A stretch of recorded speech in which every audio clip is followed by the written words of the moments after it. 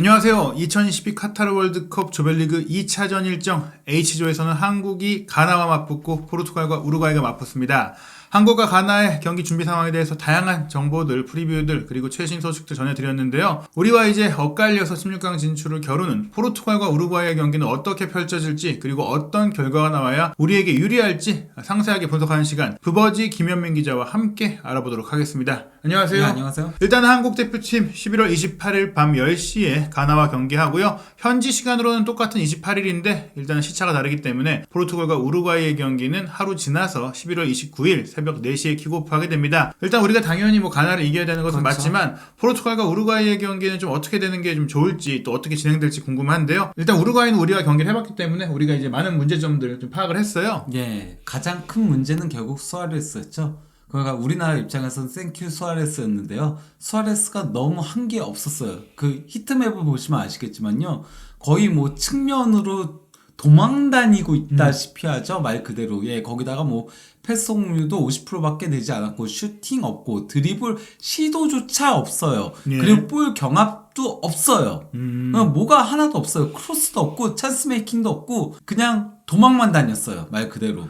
결국에 이제 이름값을 하지 못했다. 사실은 이제 포르투갈 하면 호날두, 우루과이 하면 수아레스로 대표됐던 시대가 있었는데 어떻게 보면 이제 호날두도 저물고 있고 수아레스도 저물고 있는 상황. 그래서 이제 우루과이 입장에서는 아마 한국과의 경기에 부진했던 수아레스를 이제 어떻게 포르투갈전에 활용할지가 좀 관건이고요. 또 이제 떠오르는 스타인 다르윈 누네스도 한국과의 경기에 출전을 했었는데 이 선수도 좀 한국과의 경기에 그렇게 위협적이지 않았던 것 같아요. 근데 이제 수아레스의 영향이 컸던 거였죠. 수아레스가 아무래도 부진하다 보니까 이제 누네스까지 많이 이제 쪽을 보조해주는 역할들을 하면서 전반전에는 거의 측면으로 도망다니고 있다시피 하거든요. 근데 후반 와가지고 카바니가 오니까 이제 좀 박스 안에 볼을 잡고 좀 위험 지역에서 볼을 잡기 시작을 했던 거였죠. 거기다가 이제 유네스가 정확도나 이런 것들은 정말 안 좋았거든요. 패스 성공률 55%가 유네스가 프리미어리그에서 단 한 번도 기록한 적이 없는 패스 성공률이에요. 그 정도로 낮은 수치를 기록했지만 경합을 그래도 7회해주고 공중볼 경합도 7회해주고 이런 식으로 대신 경합해주고 대신 파울 얻어내고 그냥 수아레스가 파울도 얻어내지 못하고 아무것도 한 게 없었거든요. 사실 그 한국과의 경기에 우루과이는 누네스, 수아레스, 펠리스트리로 3톱을 구성했는데 중앙에서 역할을 해줘야 되는 수아레스가 거의 이제 닌자가 되다 보니까 그러니까요. 누네스가 그 위치를 가져야 됐는데 또 수아레스의 그 부진이 사실은 누네스에게도 부담을 주면서 또 본인이 지켜야 될 위치도 있다 보니까 공격이 제대로 이제 풀려지지 않았다. 여러 가지로 이제 공격 구조가 밸런스가 깨졌다라고 볼 수 있겠는데요. 그리고 나서 카바니가 들어오면서 그나마 이제 우루과이 공격이 조금 좋아진 것 같아요. 완전 좋아졌죠. 예, 우루과이 공격 자체가 카바니가 들어오고 나서 그나마 활발하게 됐는데 시간이 이미 너무 늦은 상태였는데요. 그 위에 기록들을 보시면 아시겠지만 수아레스 64분 뛰면서 슈팅 없고 찬스 메이킹 없고 패스 성공률 50%, 유네스 패스 성공률 55%, 슈팅 한 번, 찬스 메이킹 없음. 카바니 26분 뛰고 패스 성공률 100%, 찬스 메이킹 1회. 그리고 슈팅 2회. 말 그대로 카바니가 저 둘 합친 것보다 훨씬 나았던 거였죠. 사실 한국과의 경기를 앞두고도 카바니 선수가 만약 이제 부상 문제가 없고 그렇죠. 정상 컨디션이었다면 이제 출전을 먼저 했을 가능성이 큰데 이 선수가 이제 발렌시아에서 뛰던 중에 다쳤기 때문에 그래서 한국과의 경기에 교체로 나왔다. 그리고 이 경기를 잘했기 때문에 아마도 포르투갈과의 경기는 카바니가 선발로 나오지 않을까 싶은데요. 결국에 이제 이 카바니가 돌아올 경우에는 포르투갈의 다른 선수들도 살아날 수 있다. 특히 누네스나 이선에 발베르데까지 살아날 수 있지 않겠습니까? 그러나 발베르데도 어떤 의미에서는 수아레스의 영향을 받은 선수거든요. 그러니까 피해를 받은 선수인데 전반전 후반 이제 그 히트맵 비교를 해보면은 전반전에 확실히 볼 터치랑 이런 것들 많이 못 가져갔었잖아요. 그러면서 조금 번져 있었는데 후반 가서 확실히 볼 터치도 많아지고 히트맵도 굵어지고 이러면서 공격의 공수 전반에 걸쳐서 영향력을 그때서야 발휘를 하기 시작을 했던 거였죠. 실제로 이제 카바니가 투입된 이후 경기 막판에 시도한 중거리 슈팅이 골대를 때리기도 했었는데요. 결국에 이제 레알 마드리드의 에이스로까지 불리고 있고 현재 세계 최고의 미드필더로 불리고 있는 페데 발베르데가 살아난다면 포르투갈도 우루과이를 결코 이제 쉽게 상대할 수 없다. 오히려 질 수도 있다. 저기 초크보드를 보셔도 아시겠지만요. 이 동그란 게 이제 슈팅인 거고 그리고 이제 세모난 게 드리블인 거고요. 그리고 이제 네모난 게 찬스 메이킹인 건데요. 저기 찬스 메이킹 굵은 것도 그러니까 온더볼 상황에서 찬스 메이킹도 후반에 있었고 있었고 그리고 드리블 돌파 성공도 후반에 있었고 슈팅도 후반에 어쨌건 더 많이 가져갔었거든요. 예, 물론 이제 코너킥은 전반전에 있긴 했지만 예, 본인의 그렇죠. 헤더 슈팅으로 연결됐던 예. 장면. 그 정도로 그러니까 그 카바니가 있었을 때 발베르데도 살아났다는 거고 발베르데가 어쨌건 간에 한국전에 그래도 우루과이 선수들 중에서 가장 활약상이 좋은 편에 속했어요. 실제로도 공식 MVP가 이제 예. 발베르데였고요. 그랬죠. 그러니까 볼터치도 80회였고 뭐 이제 리커버리도 6회였고 그리고 또 이제 위에 보시면 아시겠지만 공격 진영 후 패스를 넣은 것도 11회 그리고 뭐 볼 경합 승리 4회 소유권 획득도 4회 크로스 3회 그리고 슈팅도 3회로 최다였고 찬스 메이킹도 2회 태클도 2회를 기록했거든요. 예, 전반적으로 이제 발베르데는 어려운 경기를 한국과 하면서도 능력을 보여줬고 만약에 카바니가 선발로 나오고 조금 더 이제 전술적인 조정이 된다면 우리가 생각하고 기대했던 모습을 포르투갈과의 경기에 보여줄 수 있다. 어쨌건 간에 이게 그러니까 우루과이의 한국전인 패스맵이었거든요. 이것만 평균 이치한 패스맵인데 이것만 봐도 우리나라가 얼마나 잘했는지가 보이는 거죠. 삼각구도를 계속 이루고 있잖아요. 황의조 선수한테만 조금 연결이 안 되고 있고 황의조 선수 고립된 거 제외하면은 정말 아름답게 패스맵들과 위치가 이제 형성 물론 약간 좀 비대칭으로 되어 있긴 하지만요. 이것도 약간 조금 의도적으로 그런 거잖아요. 올리베라 자리를 공략하기 위해서 그렇게 한 건데 우루과이는 수아레스 때문에 이게 모두 다 무너졌어요. 이게 65분까지의 이제 패스맵과 평균 위치거든요. 네, 그러니까 카바니가 나오기 전까지는 거의 경기가 뭐 이루어지지 않았다. 공을 돌리지 못했다는 얘기인데 사실 수아레스가 부진하기도 했지만 이전 경기 그러니까 수아레스가 뭐 남미 예선이라든지 혹은 평가전에도 이 정도로 못하지는 않았었는데 그렇죠. 우리가 또 잘한 점도 있다. 그렇죠. 우리가 미드필드를 장악하고 수아레스를 또 활약하지 못하게 한 것도 있으니 비단 그냥 수아레스가 혼자 못해서 경기를 말아먹었다기보단 우리의 압박에 우루과이가 좀 고전했다라고 볼 수 있겠는데요. 그래도 너무 충격적이고 몸싸움 아예 안 되더라고. 이 정도였나 싶을 정도더라고요. 이 어쨌건 간에 이거는 이제 공격 위협 그래프인데요. 뭐 이거 보더라도 어쨌건 간에 거의 65분 이후에는 우루과이가 공격을 하고 있는 모습을 볼 수 있는 거죠. 그때는 저기 이제 75분경에 잠깐 이때가 이제 이강인 선수가 좀 공격을 했던 시점이었죠. 저때 제외하고는 우루과이가 다 공격을 하고 있거든요. 그 전까지는 전반적으로 우리나라가 공격 위협을 했던 거였죠. 결국엔 카바니가 들어오는 상태에서 우루과이가 살아났다라는 것을 결론으로 볼 수 있겠는데 결국에는 이제 포르투갈을 상대로 우루과이가 카바니 카드를 먼저 쓸 가능성이 매우 크다. 한편 포르투갈은 또 포르투갈의 수아레스가 있어요. 바로 호날두인데 물론 수아레스보다는 훨씬 잘하고 물론 유럽에서 뛰고 있지만 그래도 이제 호날두 선수가 기대에 미치는 영향력은 아니었다. 뭐 이런 얘기들이 있어요. 어땠나요? 그러니까 일단 호날두 선수가 나올 때 저는 가장 큰 문제점은 선수들이 호날두한테 어쨌건 간에 밀어줄 수밖에 없다라는 거에 있다라고 보거든요. 그러니까 그 호날두 선수가 어쨌건 간에 이 경기에서 슈팅 4회를 기록을 했는데 그 호날두가 빠져나가기 전까지의 포르투갈의 전체 슈팅이 9회였어요. 호날두가 혼자서 4회를 기록을 한 거고요. 그리고 또 이제 호날두 다음으로 슈팅을 많이 기록한 선수가 2회고요. 뭐 그 정도로 조금 호날두한테 모든 게 집중될 수밖에 없는 그러니까 호날두가 잘하건 못하건 이건 왜냐면 호날두의 위상이 너무나도 크기 때문인 거거든요. 그렇죠. 이 경기에서 호날두가 골을 넣긴 했지만 그 골은 페널티킥이었고 그것도 다소 조금 논란성이 되는 판정이기도 했었고 기대 득점이 1.19골이었는데 페널티킥으로 한 골 넣은 거고 그리고 또 이제 드리블 돌파는 2회 시도에서 전부 다 실패를 했었고요. 저기 이제 세모난 게 제가 드리블 돌파라고 했었잖아요. 그리고 패스 성공률도 물론 79%가 아주 나쁜 건 공격수한테 나쁜 건 아니지만 그래도 볼 경합도 어쨌건 8회 해가지고 3회 성공한 거니까 그렇게 좋진 못했다라고 할 수 있죠. 게다가 빅찬스 미스가 2개 있다는 점은 그렇죠. 우리가 알고 있는 호날두가 확실하게 골은 넣는다라는 그 기존의 생각조차도 호날두가 이제 구현하지 못하면서 분명히 전성기에서 내려왔다는 모습을 보여줬는데요. 월드컵 역사를 돌아보자면 물론 호날두 선수의 기록은 대단합니다. 그렇죠. 유일하게 5회 대회 연속 득점을 올린 선수로 등극했죠. 그리고 이제 총 8골을 넣고 있는데 다만 그 호날두 선수가 월드컵 무대에서도 좀 난사한다는 얘기가 많았었죠. 저기 슈팅 맵들을 보면은 좀 말도 안 되는 지점에서 때린 슈팅들이 많아요. 물론 뭐 이제 한참 잘 나갈 때는 어디서 때려도 들어가든 뭐 포르투전도 생각이 나는데 뭐 그런 상황이 있지만 그래도 일단 때리고 보는 거예요. 안 들어간 거잖아. 빨간색만 들어간 거거든요. 그렇죠. 그러니까 조금 멀리서 때려서 들어간 건 딱 한 골인 거예요. 나머지는 다 페널티 아크랑 페널티 박스 아니거든요. 게다가 이제 이 기대 득점 대비 득점을 보니까 기대 득점이 9.7골이니까 원래 10골을 넣었어야 되는데 8골밖에 못 넣었다. 즉 좀 생산성이나 효율성이 떨어지는 호날두였다. 그러니까 월드컵 월드컵에서는 조금 더 그랬다라는 거죠. 네, 물론. 그래서 원래 과거에는 지난 러시아 월드컵 때 호날두가 굉장히 좋은 모습을 보여줬잖아요. 예. 러시아 월드컵 이전까지는 호날두가 메이저 대회에만 가면 부진하다는 얘기들을 들었었어요. 그런 예. 지적들이 있었어요. 예. 원래는. 그렇기 때문에 이제 그 지난 월드컵은 잘했지만 또 이번 월드컵은 그때보다 나이도 들었고 조금 네. 더 이제 안 좋았던 모습들이 나오고 있는데, 또 하나가 뭐 득점력도 득점력인데 현대 축구에서는 역시 전방 공격수가 좀 압박도 많이 해줘야 되고 좀 네. 활발하게 움직여주면서 전술적인 역할을 해줘야 되는데 네.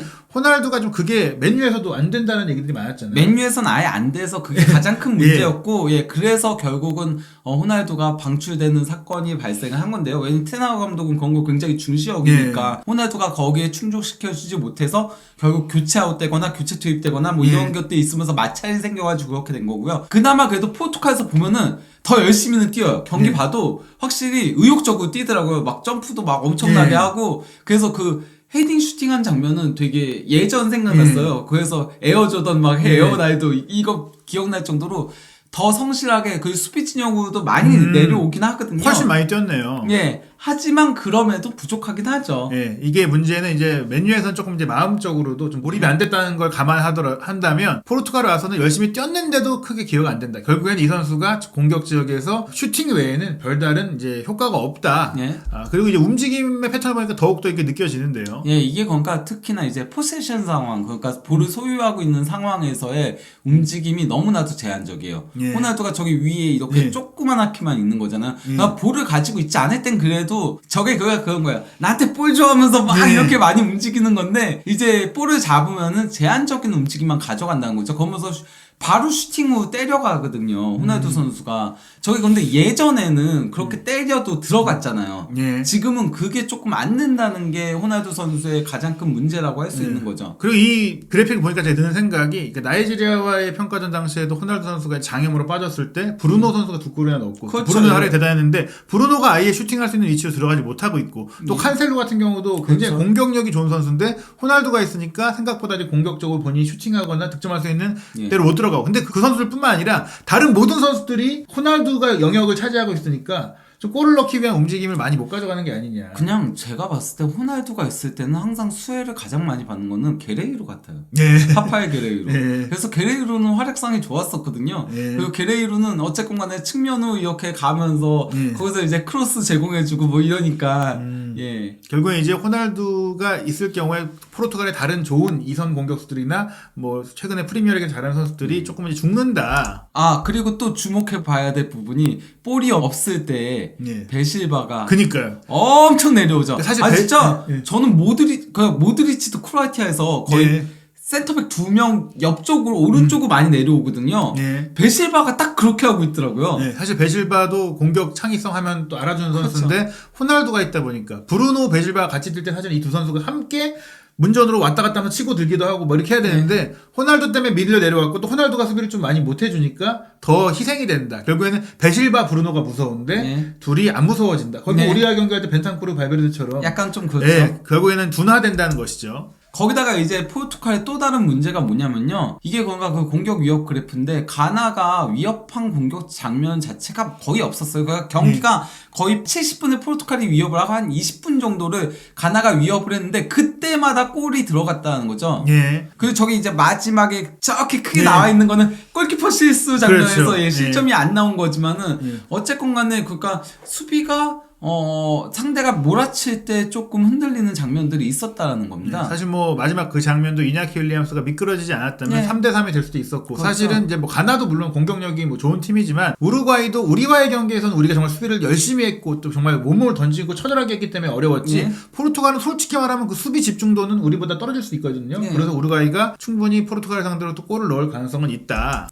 그리고 이게 그러니까 결국 문제가 뭐냐면요. 전문 윙을 안 쓰잖아요, 포르투갈이. 그러다 보니까 중앙에 너무 많이 몰려 있고요. 그리고 이제 풀백들 살짝 윙처럼 몰려요. 윙처럼 몰리다 보니까 저 뒷공간이 이제 털리는 거거든요.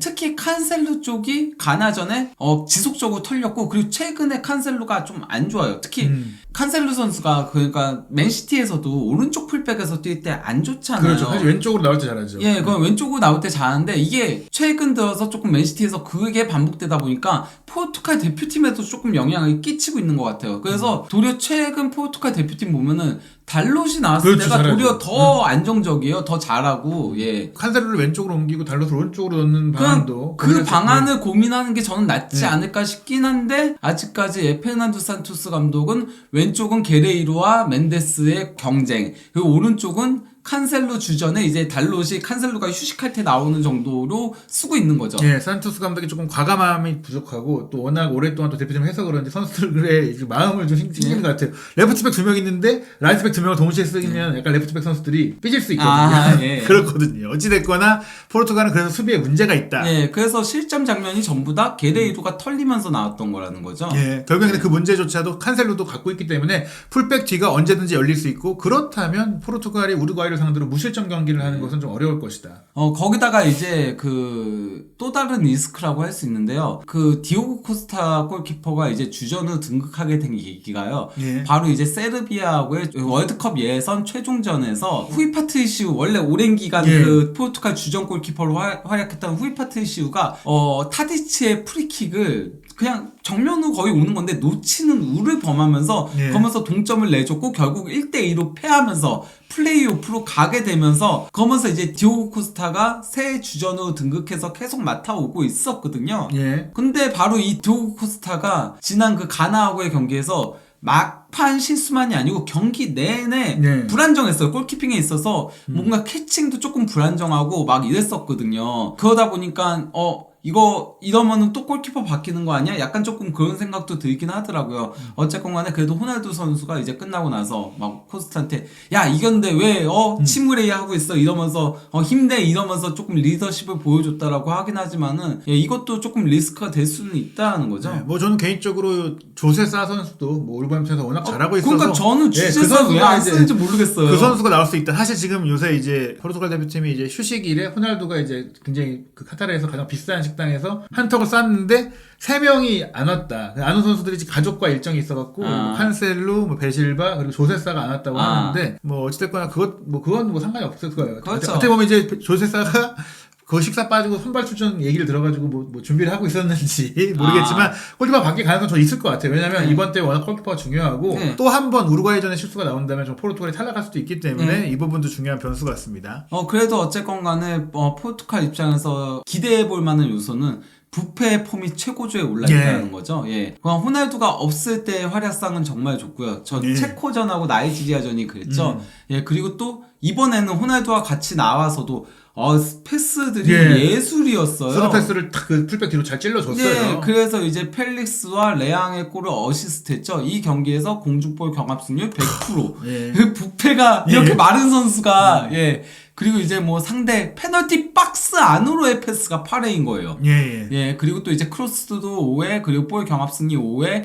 파울도 4회 얻어내고 찬스 메이킹 3회, 이 중에 빅 찬스 메이킹이 2회. 그래서 이제 어시스트가 2개 됐는데 어찌됐거나 브루노 페란데스가 맨유에서 올 시즌 초반에 조금 안 좋은 거 아니냐라는 얘기 듣자마자 미친 듯한 폼을 보이면서 맨유도 잘하고 있고 포르투갈 대표팀에서도 사실상 이제 주전 플레이메이커로 맹활약을 하고 있습니다. 그러니까 한동안은 호날두가 이제 나올 때는 그러니까 부패가 조금 희생하는 모습들이 많이 나왔었거든요. 근데 요새는 부패 폼이 너무 좋다 보니까 도리어 요새는 베실바가 희생하는 형태로 그렇죠. 조금 바뀌어가고 있는 느낌이에요. 어찌 됐거나 이제 포르투갈도 확실한 공격 무기들은 있다. 아무리 호날두가 좀 부진하다고 해도 다른 선수들에도 폼이 좋다. 특히 이제 펠릭스도 살아났고 특히 어린 선수들이 좀 잘하고 있잖아요. 예, 그러니까 뭐 펠릭스가 물론 가나전에도 앞에 많이 놓쳤어요. 그래서 확실히 이 선수가 그 아틀레티코 마드리드에서 많이 나오지 못한 그게 좀 있구나라고 했지만은 그래도 막판에 골을 넣으면서 자신감을 살릴 수 있었고요. 그리고 또 이제 레앙은 나오자마자 바로 임팩트를 보여주다고. 전 그래서 레앙 좀 중용해야 되는 게 아닌가라고 생각을 했었거든요.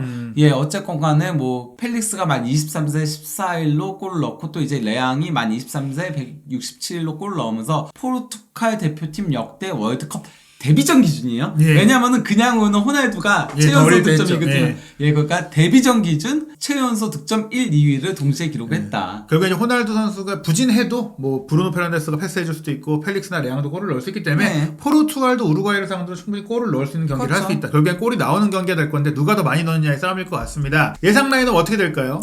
일단 뭐 그래도 호날두를 빼지는 못하겠죠. 그러니까 호날두에다가 부패, 펠릭스, 베실바. 저는 후반전은 후반전으로 나올 것 같아요. 전반전에 좀 안 좋았었잖아요. 예. 지지부진했었기 때문에 거기다 그나마 카르발류 나오고서 조금 안정감이 더해지면서 위로 더 올라갈 수 있었거든요. 예. 그렇기 때문에 카르발류 네베스가 나올 걸로 보이고요. 그리고 좌우 풀백은 물론 뭐 오른쪽 그냥 칸셀로 나올 거예요. 칸셀로 나올 건데 지난 경기에 너무 수비적으로 불안정했기 때문에 달롯이 나올 가능성도 없지는 않을 것이다라고 생각을 하고요. 게레이오하고 멘데스는 누가 나와도 이상하지 않은 두 선수라고 할 수 있고, 다닐루가 이제 갈비뼈 부상을 당해서 못 나온다라고 하죠. 조별리그는 일단 아웃이라고 하는데 예. 어쨌든 그런 상황 속에서 베테랑 수비수인 페페가 일단은 침상경기까지 쪘고 몸 상태가 이제 뛸 수는 있는 상태이기 때문에 나올 수 있고, 근데 다만 이제 이 선수도 폼이 좀 떨어졌다 보니까 안토니오 실바라는 이제 새로운 포르투갈의 이제 제2의 디아스라고 불리는 선수가 나타났는데 경험이 너무 부족하니까 사실은 그렇죠. 마지막까지 고민한다면 제가 아는 산토스라면 페페를 그냥 저도 그렇게 생각합니다. 쓸 것 같은데 뭐 이 부분이 변수고, 골키퍼는 이제 셋 다 누가 나와도 이상하지 않다. 그렇죠. 그렇게 볼 수 있고요. 우루과이는 우리와의 경기와 아무래도 변화가 있겠죠. 뭐 그러니까 저는 일단 톱에는 카바니가 무조건 나와야 된다라고 생각을 하는데 모르겠어요. 디에고 알론소 감독이 어떤 선택을 할지. 저는 왜냐면은 수아레스 더 빨리 뺐어야 됐다고 생각했어요. 이미 전반전에 모든 게 파악이 된 상태였어요. 그런데도 65분까지 끌고 가는 거 보면서 야, 역시 수아레스의 위상이 장난이 아니구나, 빼기가 쉽지 않나 보구나, 이런 생각을 하긴 했었는데요. 어쨌건 간에 카바니가 그래도 원톱으로 나올 가능성이 높다고 보고요. 누네스하고 펠리스트리가 지난 경기에 좀 안 좋았었기 때문에 데라크루스가 저는 나올 가능성도 있지 않을까. 아니면은 아예 4-4-2로 전환할 수도 있다라고 생각을 해요. 그러면서 발베르데를 오른쪽 윙으로 세우고 데라크루스를 왼쪽 윙. 왜냐면 데라크루스가 왼쪽 윙으로 더 많이 나왔었기 때문에 그러면 이제 베시노하고 벤탄쿠르가 중원을 지키게 되겠죠. 이거 실제로 연습도 했었다면서요. 그리고 누네스와 카바니 투톱을 쓰는 거죠. 저는 이게 그때 훈련했다는 게 한국전 데뷔보다는 포르투갈전 데뷔일 거라고 생각을 했었거든요. 그렇죠. 조금 더 수비적인 안정감을 가져가는 거죠. 그리고 이제 좌우 풀백은 올리베라가 지난 한국전에 솔직히 굉장히 부진했었거든요. 그래서 비냐가 교체 투입됐었기 때문에 비냐가 나올 가능성도 있다라고 보고요. 오른쪽 풀백도 고민이 굉장히 될 거예요. 왜냐면은 지난 경기에서 비대칭을 쓰다 보니까 너무 단조로웠거든요, 공격 패턴이. 그렇기 때문에 바렐라를 카드 만지작거리긴 할 텐데 상대가 포르투갈이니까 끝까지 고민하지 않을까. 사실 뭐 보수적으로 본다면 카세레스를 먼저 쓰고 그렇죠. 후반에 승부수를 걸 가능성이 크다라고 봐야 될 것 같아요. 결국엔 이제 이 두 팀이 치열하게 맞붙을 것 같고, 솔직히 뭐 이제 언론사들, 해외의 공신력 높은 매체들의 전망을 보면 다 이제 그래도 객관적인 전력에서 포르투갈이 앞선다라고 나오고 있어요. 그래서 지금 디 애널리스트는 포르투갈 승이 50.5%의 확률이다. 그리고 무승부가 26.1%, 우루과이 승리가 23.4%니까 포르투갈이 이기거나 비긴다라는 전망이고요. 디 애슬레틱의 이제 또 전망을 보면은 포르투갈 승 38%, 우루과이 승 34%, 무승부 28%니까 이거는 그냥 모르겠다는 얘기예요. 그리고 이제 디 애슬레틱은 상당히 그가 우루과이한테 높은 평점을 준 거죠. 그리고 후스코어드닷컴은 아예 1대1 무승부를 예상했는데, 사실 이 경기는 뭐 경기 흐름에 따라서 어떻게든지 될 수 있다고 생각이 들어요. 근데 우리 입장에서는 중요한 건 어떻게 되느냐가 아니라 어떻게 되는 게 우리의 16강 도전에 도움이 되느냐거든요. 어떻게 생각하시나요? 저는 우루과이가 지지 말아야 된다고 생각합니다. 왜냐면은 저는 그러니까 호날두가 나올 때는 조금 어쨌건 간에 포르투갈 선수들도 호날두 중심으로 플레이를 할 수밖에 없기 때문에 막기가 조금 더 쉬워져요. 물론 호날두가 골 넣을 수 있어요. 가나전도 골 넣었죠. 호날두는 어쨌건 간에 어떤 상황에서도 한 골은 넣을 수 있는 능력은 있기 때문에 한국 상대로도 골 넣을 수 있지만은 그래도 패턴이 단조해진다는 거는 우리가 막기 조금 더 쉬워진다는 거거든요. 저는 레앙이나 아니면 펠릭스라던가 뭐 이런 선수들이 안델실바라던가 이런 선수들 나오는 게 더 무섭다라고 생각해요. 나이지리아전도 그랬었고요. 그렇기 때문에 우루과이가 비기거나 이겼으면 좋겠어요. 그러는 게 우리나라 입장에서는 그냥 비기는 게 베스트예요. 무조건 비기는 게 베스트예요. 그렇죠. 왜냐면은 안 그러면은 또 승점 경쟁이 좀 복잡해져요. 결국엔 비기는 게 좋다. 경우의 수가 너무 복잡해지기 때문에 비기는 게 좋은데 이제 한 팀이 이겨야 된다면 차라리 포르투갈이 이겨서 좀 이제 아예 치고 나가는 게 낫다. 안 그러면은 우루과이랑 우리나라랑 마지막까지 한 자리 놓고 경쟁하게 되잖아요. 1승 1무로 동률이 되니까 그러면은 골득실 차이가 되고 거기다가 우루과이는 최종전이 가나가 되고 우리는 포르투갈이 되는 거니까 그냥 포르투갈이 이기거나 비기는 게 베스트. 무조건 베스트는 비겨라. 비기면은 호날두도 나올 거고 뭐 약간 여러 가지로 여러 가지 면에서. 예. 예, 결국엔 비겨야 포르투갈이 마지막까지 주전을 좀 쓸 수 있기 때문에 무조건 비기는 게 좋다라고 이제 전망할 수 있겠습니다. 오늘 밤에 경기가 열립니다. 11월 28일 월요일 밤 10시 가나전이고요. 포르투갈과 우루과이 경기는 11월 29일 새벽 4시입니다. 일단 우리가 먼저 경기를 하기 때문에 우리가 심리적인 부담감이 좀 덜한 상태에서 가나를 이겨놓고 이 경기를 지켜봤으면 좋겠습니다. 경기 어떻게 진행되는지 우리가 원하는 시나리오대로 이어져서 우리가 12년 만에 원정 16강 이룰 수 있을지 지켜보고 김현민 기자의 분석과 함께 돌아오겠습니다.